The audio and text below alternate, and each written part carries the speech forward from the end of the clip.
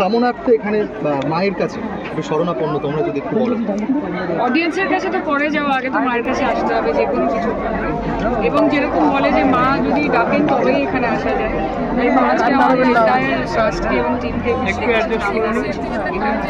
রয়েছে আমাদের মাঝখানে, ছাত্রীটি এতক্ষণ ছিলেন, মাস্টার ছিলেন, সবাই মিলে মায়ের আশীর্বাদ নিয়ে আমাদের এই পথ চলা শুরু হলো।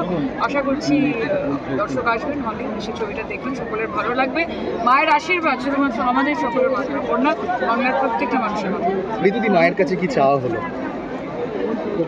মার কাছে এসে না মানে সবকিছু নিয়ে চাইতে পারি না, খালি মার দিকে তাকিয়েই থাকি, মানে এত ইমোশনাল লাগে তখন। আর মা যেন মানে আজকে যেন মা ঝলমল করছিলেন, এমন না দেখে মনে হচ্ছিল আজকে রূপটা দারুণ। সত্যি কথা বলতে কি আজকে আমি একটা মানে বাইরে থেকে এসেছি, টাইম হবে কিনা বুঝতে পারছিলাম না, কিন্তু আমি মন থেকে বলেছিলাম রামকে, সঙ্গীতাকে, সবাইকে যে আমি যাবই, আর আমি একটু দেরি হলেও আমি পৌঁছাবো। আজকে সেই জন্য ঠিক একদম ওই মুহূর্তেই আমি মানে একদম পাটা আমার পড়লো মাটিতে, যখন আর কি একদম আরতির সাজসজ্জা হয়ে একদম সব কিছু রেডি সেই সময়।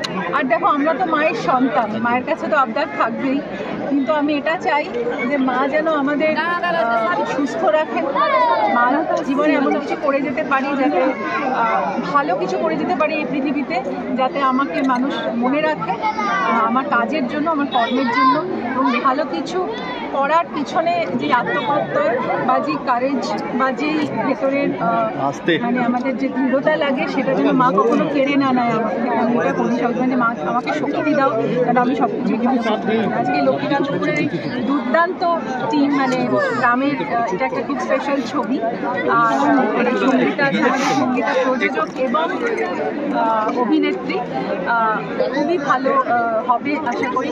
সায়নী তো ওর মধ্যে যেই একটা ডাইনামিক ব্যাপার আছে, সেটা অলরেডি বারবার ডিফারেন্ট অ্যাসপেক্ট অফ লাইফ। তো আমি সেই জন্য inspired by you and by মা। আর আমি মনে করি যে এই ছবিটা নিশ্চয়ই সায়নীকে আরও একটা, ওর ছবির জগতে আর একটা নতুন।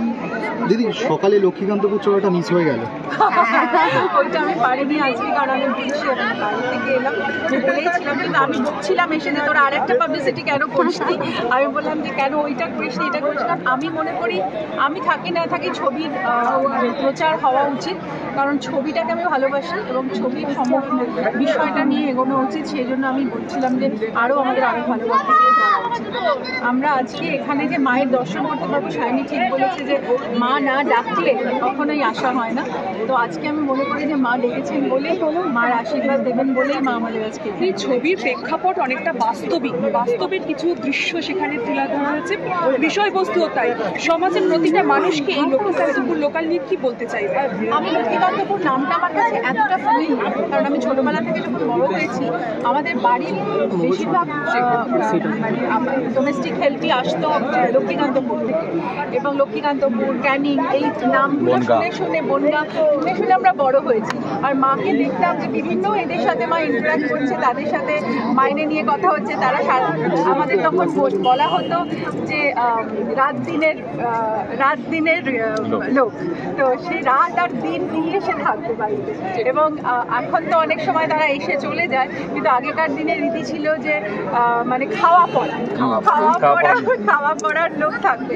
তো এরকম আর কিছুদিন পরে যদি তারা অন্য বাড়িতেও কাজে যেত, আমি কিন্তু তাদের খুব মিস করতাম, কারণ তাদের সঙ্গে বোধহয় আমাদেরও একটা সম্পর্ক হয়ে যেত। আমাদের বাড়িতে একটি বাচ্চা মেয়ে ছিল, একজনের মেয়ে, মানে ও আমার খেলার সাথী ছিল। ও যখন চলে গেছিল, আমি সত্যি কয়েকদিন ধরে কেঁদেছিলাম। এই কথাটা আমার বারবার মনে পড়ছে, সেদিন আমি কাকে বলছি এক্স্যাক্টলি, মানে ওদের সাথে একটা বন্ধন হয়ে যায়, তো মানে পরিবারের একজন। তো সেই জন্য আমার মনে হয় যে আজকে এই ছবিটা খুব প্রয়োজন ছিল হওয়া, যে ওই দিনগুলোকে মনে করিয়ে দেওয়া। আর আজকে যে মানুষগুলো কষ্ট করে ট্রেনে করে আসছে আমাদের জন্য, এত ভাবে একটা সময় এরকম থাকে না, সবাই হয়তো বাইরে চলে যায়, ছেলেমেয়েরা বাইরে চলে যায়, এই মানুষগুলোই কিন্তু পাশে থেকে সবার সেবা করে। তো এইটা আমার মনে হয় যে খুব ইম্পর্টেন্ট একটা অ্যাসপেক্ট যেটা ধরা হয়েছে, এবং এইভাবেই যেন আমরা যারা ডোমেস্টিক হেল্প, তাদের যেন এভাবেই ভালোবাসে।